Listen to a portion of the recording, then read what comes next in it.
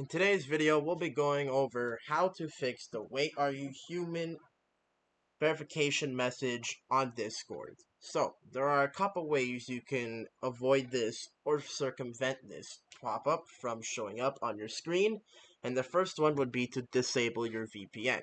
So, for example, if you have NordVPN on and you're currently masking your current IP for another, that could be the issue as to why it's asking, "Wait, are you human?" So just disable your VPN and retry the process you were trying to execute.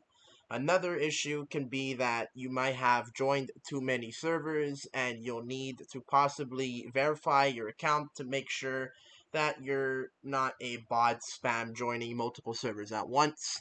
So maybe leave some servers or replace servers with the new server you're trying to join.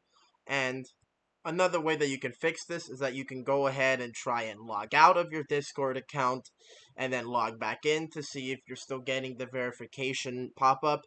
Or if you're using Discord in a browser, what you can do is go ahead and close Discord in the browser and make sure you also close it in Task Manager, which is a place where you can close current executables. So you would just right click on one and then click End Task.